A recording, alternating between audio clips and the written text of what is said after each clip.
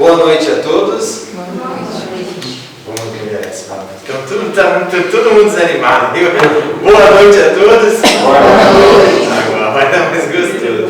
Que a paz de Jesus esteja em nossos corações. Vamos iniciando então mais um lindo trabalho que José de Mococa nos apresenta, que a espiritualidade maior nos oferece, que ele nos traz até aqui, né, nas nossas bênçãos que merecemos, mas também que temos que buscar. Afinal de contas, sabemos que as coisas não caem simplesmente do céu, temos que ir atrás, temos que buscar, temos que nos esforçar. E os momentos de provação, os momentos em que estaremos refletindo e nos mostrando que estamos preparados para estar num trabalho como este, ou estarmos passando pelas provas do dia a dia, são realmente as dificuldades. As dificuldades vão estar fazendo com que nós nos amadureçamos as nossas almas, que sejamos surgir aquele ser velho de nós, que seja saindo daquele ser, morrendo daquele ser velho, nascendo daquele ser novo de nós, né? Aquele espírito renovado. E não tem jeito, gente. A gente só vai fazer isso através do trabalho, através da renúncia, através do amor, através da humildade.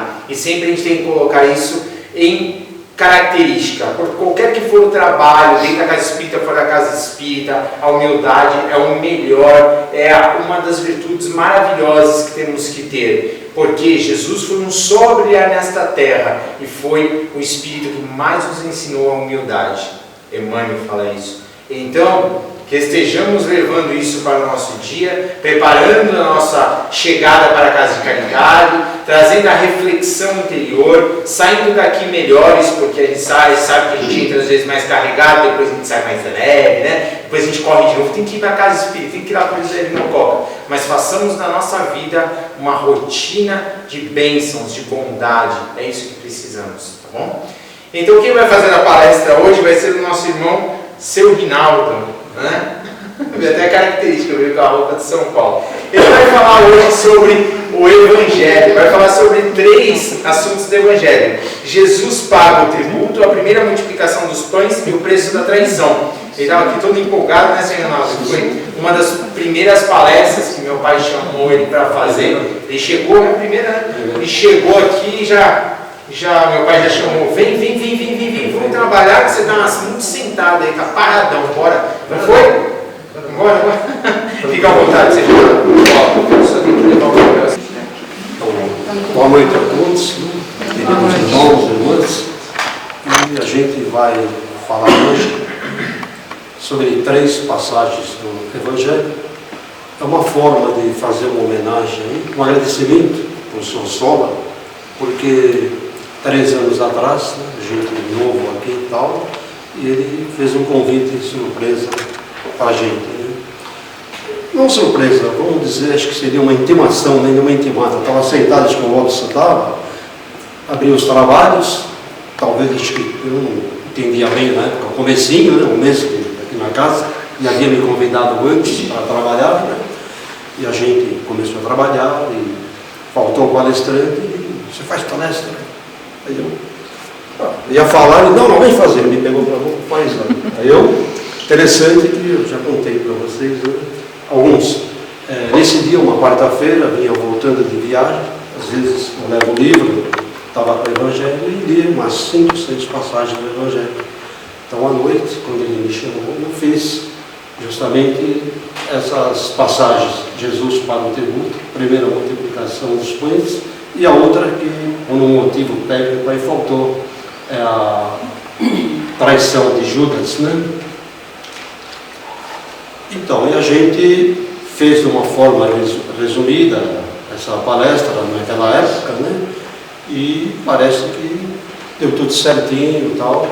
Então a gente resolveu fazer novamente, como eu disse, uma forma de homenagear, de agradecer. Eu falei na época para a dona Sandra que eu gostaria de fazer essa palestra sobre essas passagens, né?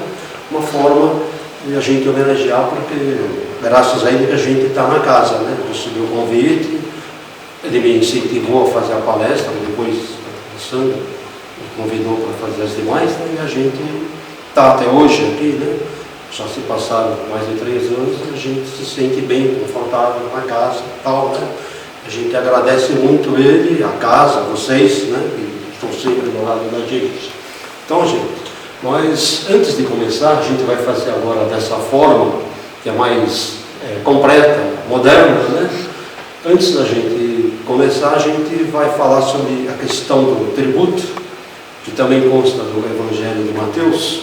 A questão do tributo é quando os fariseus ficavam no pé de Jesus, eles queriam surpreender Jesus, pegar Jesus de qualquer jeito, acerca do pagamento do tributo. Eles queriam saber se era lícito pagar o tributo a César ou não. E eles queriam que forçar Jesus, né, para falar, né?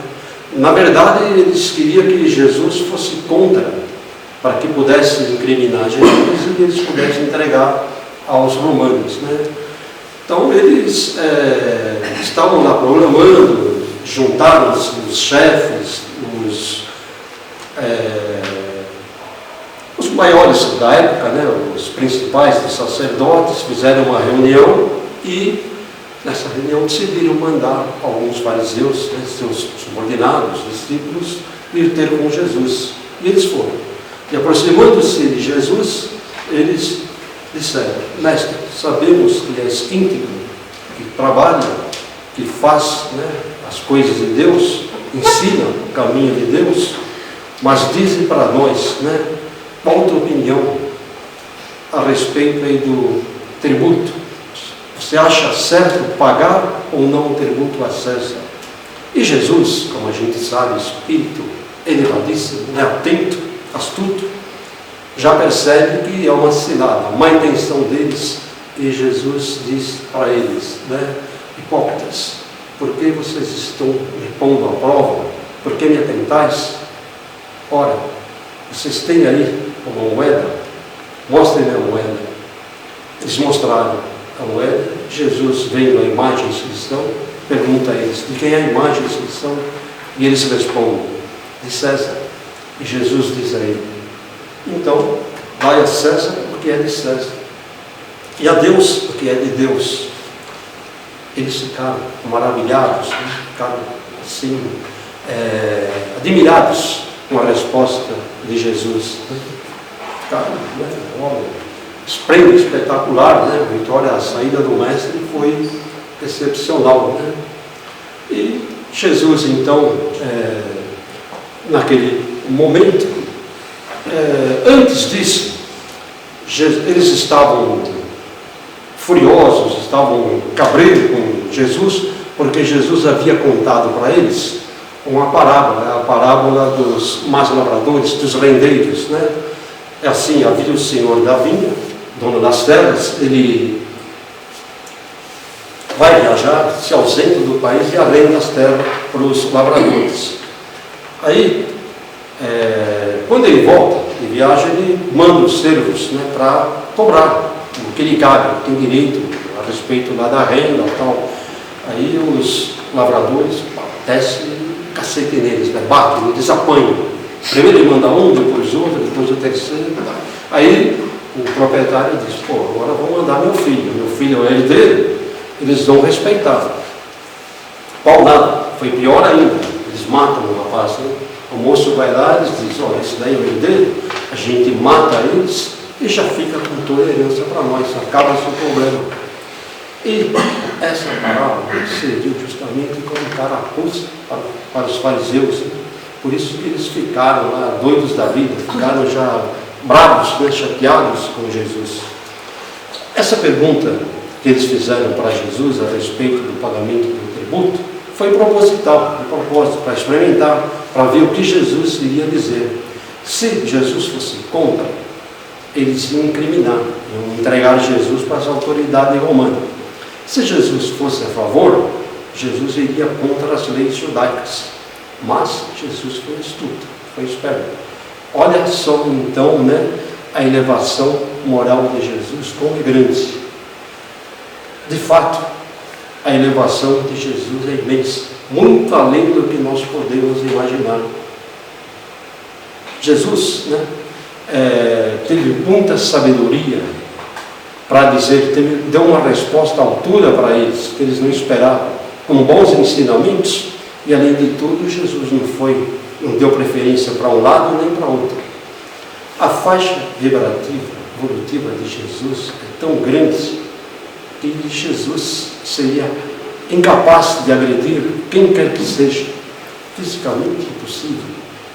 Verbalmente, jamais.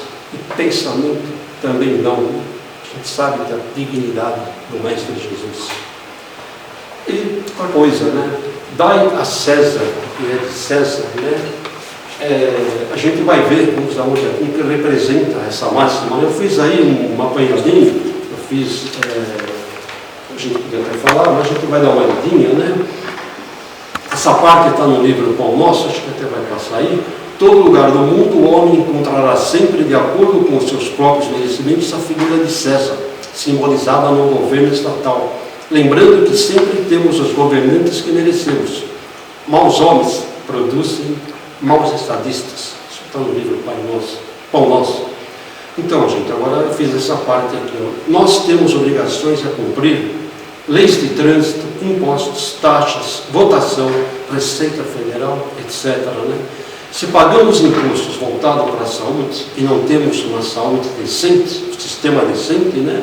Não justifica a sonegação do imposto, mesmo se aplique em relação à nossa declaração do imposto de renda. Não podemos sonegar, temos que cumprir com nossa obrigação. Jesus, ao dizer isso, quis dizer que devemos seguir as leis de Deus, mas também as leis terrenas. Uma vez que estamos vivendo aqui, temos sim que seguir as leis, obedecer as leis que regem aqui na terra. Temos que seguir caminho reto, fazendo a nossa parte, a nossa obrigação. Se não respeitarmos as normas da sociedade, nós vamos gerar total desconforto, total desordem à própria sociedade. Vamos gerar aí a falência da sociedade, tal como ocorre, lamentavelmente, no nosso país, os políticos que temos, né, empresários, tal, sonegam imposto, né, dão uma costurada, né. Então, a gente, lamentavelmente, tem muito disso, né, nos dias de hoje. Outra coisa muito importante que Jesus nos ensina: ética, muito além do pagamento de impostos. Devemos nos lembrar que, além do pagamento de impostos, Jesus nos diz nessa lição para seguirmos nossa vida com ética, sendo honestos e obedecendo às leis que nos governam. Há ainda outros atos que, por ser tão comuns, quase se tornam naturais, mas que estão longe de serem imorais. Por exemplo, nosso comportamento em qualquer lugar em que estivermos, né?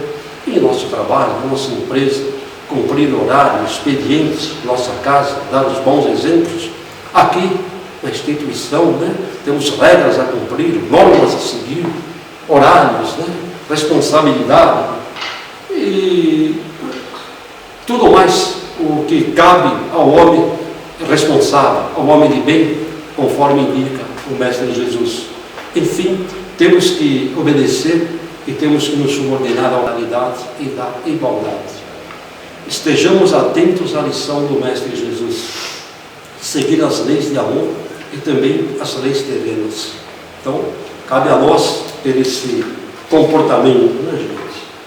E a gente então vai passar agora aí essa primeira passagem. Jesus paga o tributo. A gente, primeiro, nós vamos ver aí os versículos, né? Tendo vindo para Cafarnaum, chegaram-se a Pedro que cobravam o tributo das 2 dracmas, né? E disseram-lhe: vosso mestre não paga o tributo das 2 dracmas.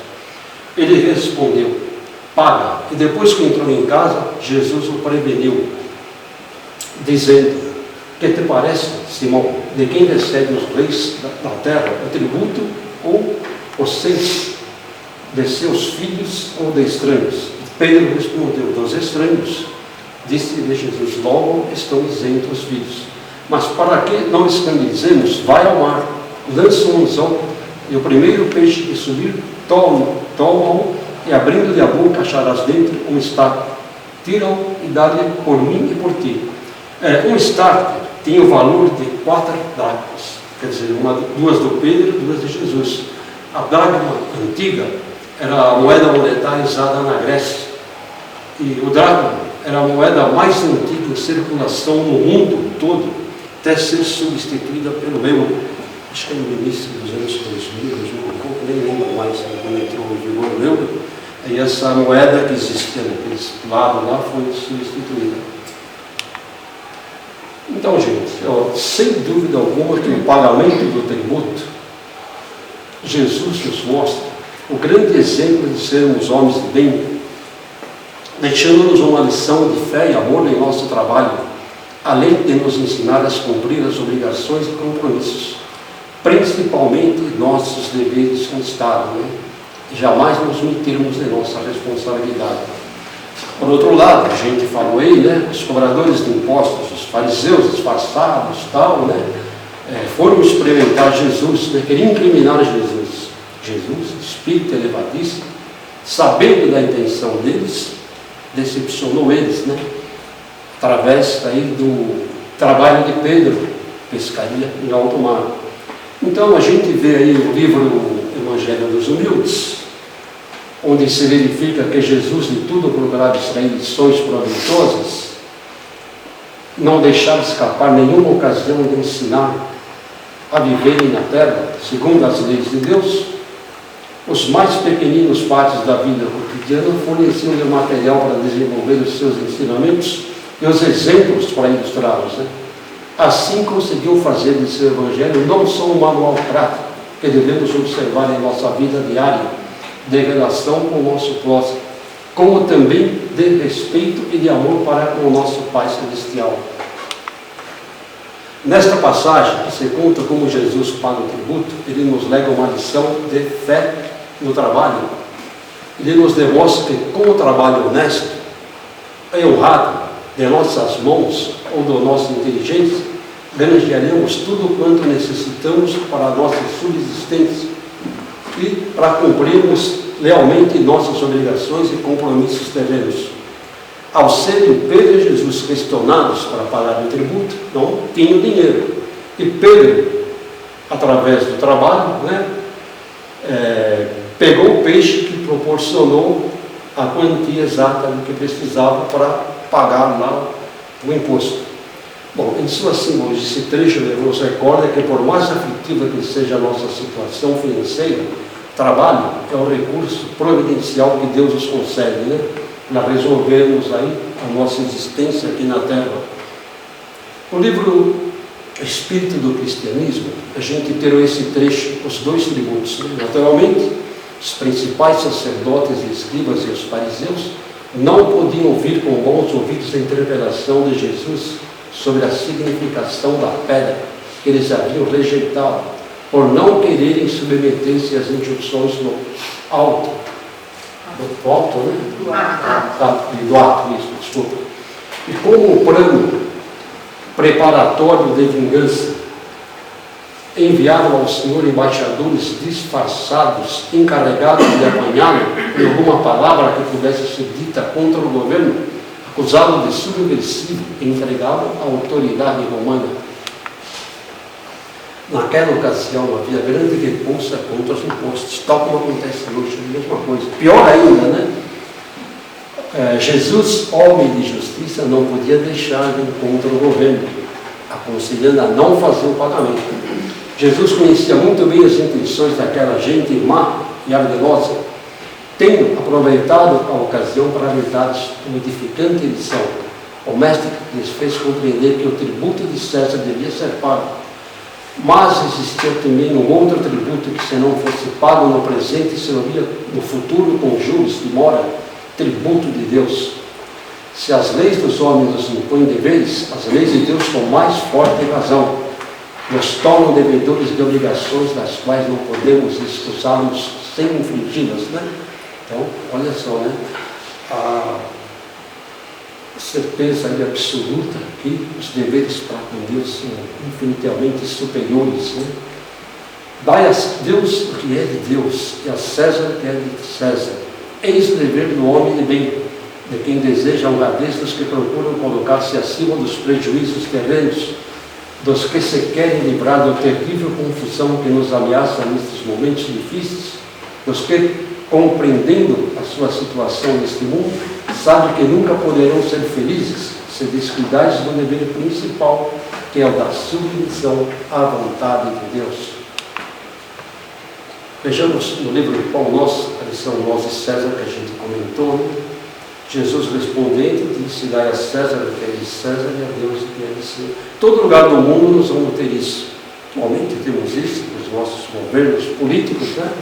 Maus homens, sem dúvida, produzirão maus estatistas, coletividades ociosas receberão ações desorganizadas.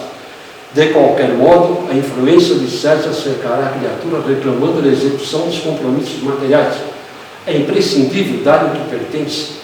Tem que pagar o governo, pagar, pode fazer o que? A gente é errado, né? Tem empresário, empresa que dá pau da calota. Se meu nome também cartorário, mas dá cada calota. Eu já fiz isso também, mas pouquinho. Gente, não, mas é sério mesmo, não é? Felizmente, não só no Brasil, acho que todo, o mundo todo é assim. Né? Então, assim que se pretendemos viver corretamente, principalmente em harmonia com os nossos superiores, inclusive não desrespeitá-los e também não criticá-los, pelo contrário, devemos, com o nosso trabalho eficiente, sempre nos sentir o desejo de aceitar, convicto de que ele, César, e nós somos filhos do mesmo Deus. Somos todos mesmo filhos, né? Os políticos, governantes, presidentes, pessoas, seres humanos, espíritos iguais nós. Tem nada, né? O motivo que eles estão lá deve ser pela responsabilidade, tem algum motivo, né? Então, ó, finalmente a gente vai ver no mesmo livro, Espiritismo e Cristianismo, a lição Naturalidade do Bem, que nos mostra que a lei do bem, a lei natural, é que temos de obedecer e cumprir, pois sabemos que a prática da caridade é a verdadeira religião de Jesus. Procuremos seguir sempre os exemplos e ensinamentos do Mestre, e não dos hipócritas, cujo procedimento não se coaduna com a lei natural do bem, pois fazem tudo ao contrário. São falsos, egoístas, maldosos, parásitos, enganam os pobres, enfermos, etc. Conclui-se que Deus tudo criou na direção do bem, pois somos chamados a produzirmos sempre proveitosamente para o bem, para que assim não seja, haja vista que a terra é a nossa grande escola para o nosso espírito. Portanto, temos desde logo que nos voltarmos para a lei, como Jesus nos ensinou, sermos os verdadeiros homens de bem, cumprindo com nossas obrigações, com os nossos compromissos e deveres, não só com o governo, mas para com todos, entre nós, um com o outro, sermos irmãos de bem. Se eu tenho um negócio contigo, eu tenho que cumprir. Olha, né? Se eu te vendo alguma coisa, ou você me vem, a gente tem que pagar, quitar, fazer tudo certinho, né? Por quê? Você vai dar o golpe, não dá o golpe, como acontece, infelizmente, aqui no país da gente. Não é verdade? Ó, essa veio a bibliografia, né? A gente fez esse trabalho nesses livros. A gente vai passar agora para o outro, você vai ver. Primeira multiplicação dos pães. Quando Jesus ouviu, se retirou dali em barco, lugar solitário, apartado, e tendo ouvido isso, as gentes foram saindo das cidades a pé em seu seguimento. Ao saltar em terra, viu Jesus uma grande multidão e teve dela compaixão e curou os doentes. E vindo à tarde, chegaram a eles os discípulos dizendo: deserto é este lugar, deixe essa gente ir, para que passando as aldeias comprem, tenham que comer. Jesus disse: não tem necessidade, dá-lhes vós de comer. Responderam: mas nós não temos aqui senão 5 pães e 2 peixes. Jesus disse: traze aqui. Tendo mandado a gente que se recostasse sobre o feno, é feno, né? Feno. Tomando os 5 pães e os 2 peixes, com os olhos no céu, Jesus abençoou, partiu e deu aos discípulos, e esse distribuiu ao povo. Todos se fartaram, comeram, saciaram e tal, né? Ainda sobrou 12 cestos cheios. E o número dos que comeram foi de 5.000 homens, sem falar nas mulheres e nas crianças. Então, a gente, nessa narração, temos 2 aspectos, né? Material e espiritual. Materialmente falando, o fato pertence ao gênero dos seus defeitos físicos. E nas sessões espíritas de defeitos físicos, já se tem observado a formação de objetos pelos espíritos com auxílio dos médicos. Jesus, médio de Deus, ajudado pela mediunidade de seus 12 discípulos e ainda pelos espíritos que com ele trabalhavam, que trabalham e auxiliavam nos trabalhos, faz com que se materialize em suas mãos os pães e peixes. Assim procedeu tal fenômeno. Após Jesus ter erguido suas mãos, orado, pedido ao Pai, levemente o Pai, o mestre pareceu transfigurar-se, tomando os pães e os peixes, partindo-os e repartindo entre os olhos atônitos mais próximos. Estes se foram dividindo, repartindo, tal qual uma semente. Todos se acercaram alegremente, e os cestos foram apresentados, encheram-se e repartiram-se ao povo que se nutriu até o fartamento. Ainda sobrou o suficiente para encher mais cestos como que restou a mudança. Interpretando o fato pelo lado espiritual, Jesus ordenou aos discípulos que satisfazessem o ardente desejo do povo em se instruir nas coisas divinas. Realmente, era em busca da palavra de Jesus e pelo conforto espiritual pelo qual ansiava que o povo seguia. E os discípulos, possuidores do maior conhecimento espiritual, estavam em condições de saciar a fome de saber espiritual da multidão, mandando que os discípulos dessem de comer ao povo, como se Jesus lhes dissesse: ensinai a todos o que sabeis e vereis que ficarão fartos. Nesta parte, é se destacar a recomendação de Jesus quando ordenou aos discípulos, diante da multidão: dai-lhes vós de comer. A observação do mestre é importante quando realmente poderia induzir saber terminar a multidão pela imprudência de uma jornada exclusiva, sem a garantia da necessária alimentação.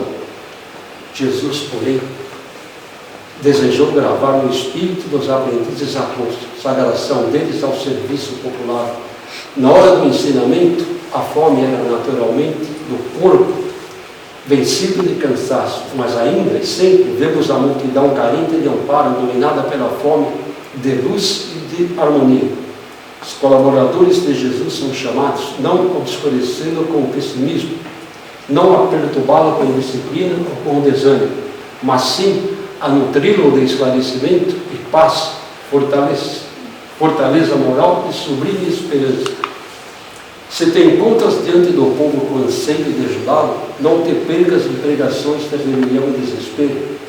Conserva serenidade e alimenta o próximo com o teu bom exemplo e com a tua boa palavra. Não ouvides a recomendação do Senhor: dá-lhe vós de comer.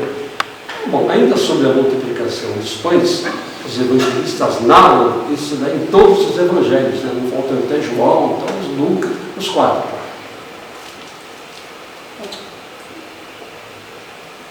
Você narra um maravilhoso feito operado pelo mestre de modo a satisfazer aquela multidão faminta composta de quase 5.000 homens, fora mulheres e crianças.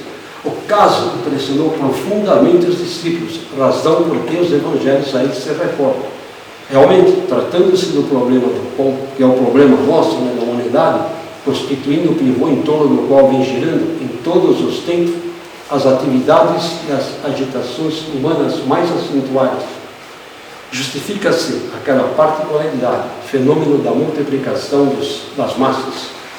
Prosseguindo, ora Santo Agostinho, estudando a multiplicação dos pães, interrogava: com que alimento o universo, senão aquele que de um punhado de sementes faz nascer as searas, o mesmo poder que de alguns mãos faz germinar o trigo? Nas suas mãos multiplica os pães, porque o poder pertence a Cristo. E esses 5 pães são como as sementes que não foram lançadas à terra, mas que foram multiplicadas por aquele que fez a própria terra.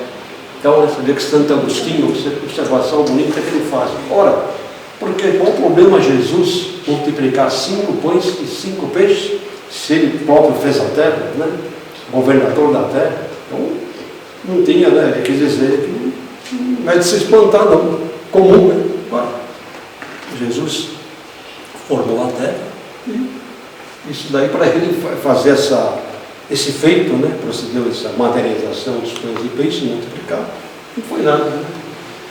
Por fim, espiritualmente falando, o Espiritismo repete hoje o milagre da multiplicação dos pães por toda parte, humildes sempre os espíritos congregam as multidões, os espíritos do Senhor, distribuindo o pão da palavra divina, saciam a fome espiritual de quanto os procuram.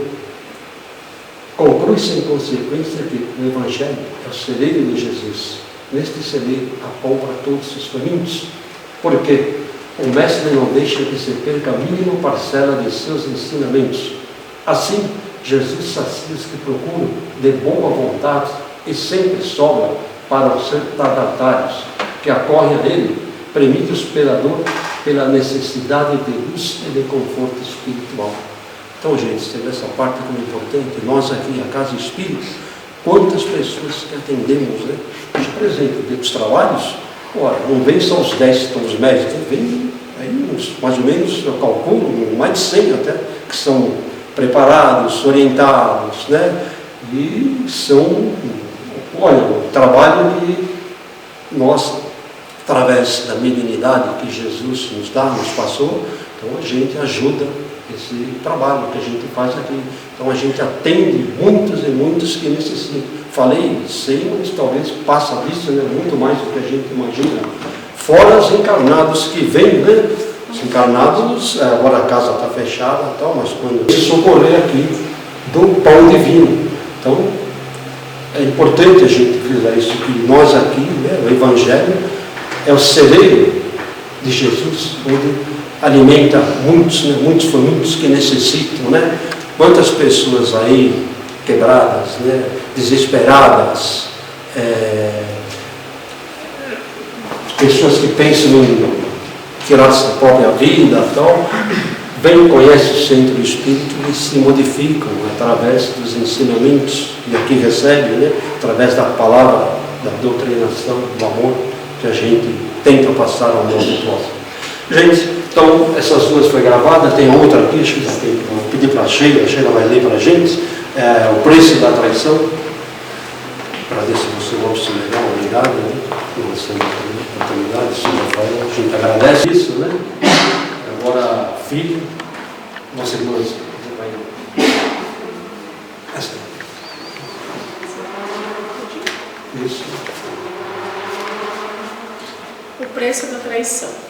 Não resta a menor dúvida que não foi o desejo de possuir as 30 moedas de prata o que levou Judas a trair o mestre. O motivo que influiu no ânimo de Judas para que agisse mal foi político.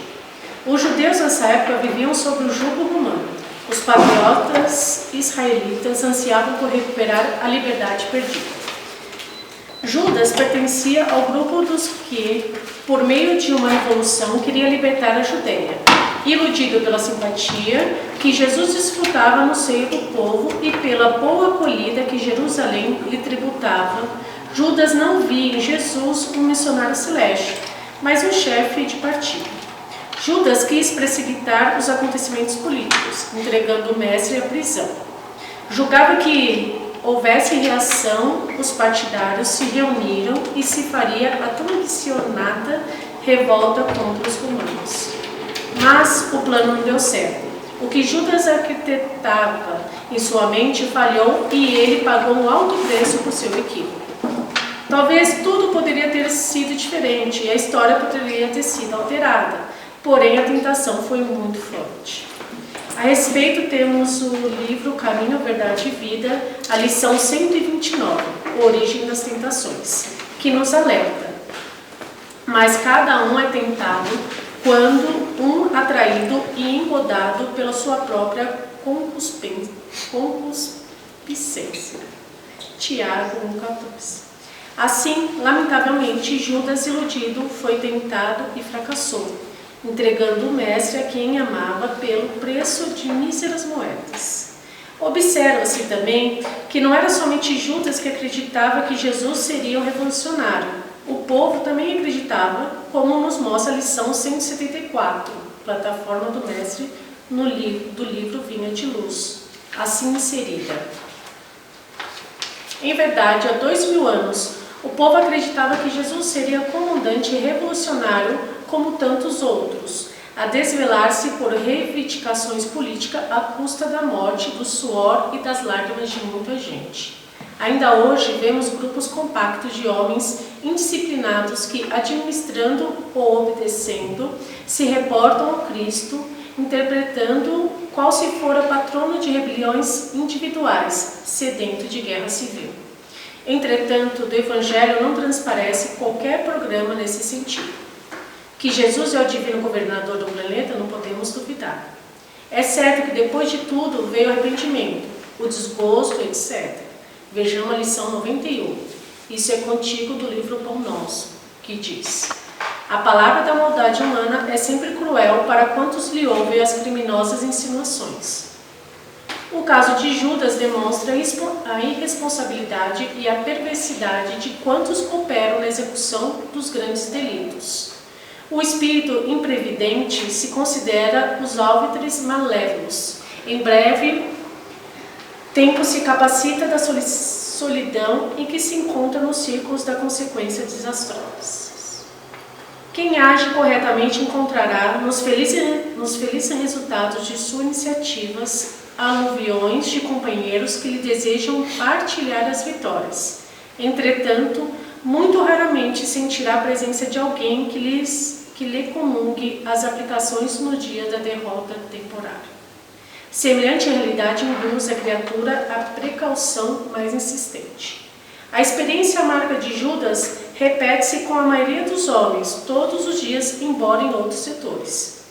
Quando reconhece o equívoco do cérebro ou do coração, volta-se ansioso para os conselheiros da véspera. Mas o mundo inferior, refazendo a observação a Judas, exclama em zombaria: que nos importa? Isso é contigo. Infelizmente, o ato insano de Judas o levou ao suicídio. Destaca-se, por fim, como é óbvio que Judas, depois da desilusão dolorosa e terrível, teria assimilado toda a verdade. Mas nós, que quantas existências e situações teríamos vendido Jesus no altar do próprio coração, ao preço mesquinho de nosso desvairamento individual? No caso de Judas, como sabemos, ele traiu Jesus, mas não foi por má fé. Iludiu-se com a política farisaica, porque julgava poder substituir Jesus com vantagem nos negócios do povo.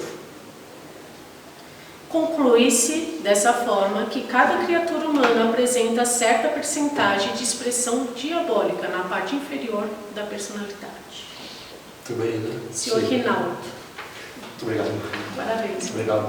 Você vê que, né, não foi pelas 30 moedas que Judas entregou Jesus, o motivo foi político. Ele, como povo, né, acreditava que Jesus era um revolucionário, era um líder político e tal, e Judas tinha aquele grupo, né, um grupo dele de políticos, né, e eles queriam, na verdade, sair fora de Roma, né, queriam tirar a Judéia de Roma. E ele pensou: vou entregar Jesus, depois eles vão soltar Jesus, né, e a gente vai agir da nossa maneira, do nosso jeito, né? Mas o plano não deu certo, falou aí, né? Não deu certo e ele acabou sofrendo essa penalidade, né? Mas a gente frisou no bem, né? Ele cometeu isso, depois a gente sabe que ele teve uma encarnação depois com bastante sofrimento e tal. Hoje um irmão de luz, espírito iluminadíssimo, né? E ele passou pelos maus bocados, mas você vê que quando a Sheila fala aqui, né? Judas traiu Jesus, mas e nós? E os homens de hoje continuam fazendo todas essas maldades, esses pecados que a gente vê? Como é que fica? Como é que é? Não são piores que ele? Então, por isso que a gente vê, né? Olha, conclui-se que cada criatura humana apresenta certa percentagem de expressão diabólica na parte inferior da personalidade. Gente, então é isso, né? A gente agradece mais uma vez a oportunidade que a casa nos ofereceu. Agradecemos novamente aí nosso irmão José Sola, que nos deu a oportunidade, né? E está encerrado essa repalestra que fizemos, né? Repalestra, novamente, a repetição, né? De 3 anos atrás. Valeu.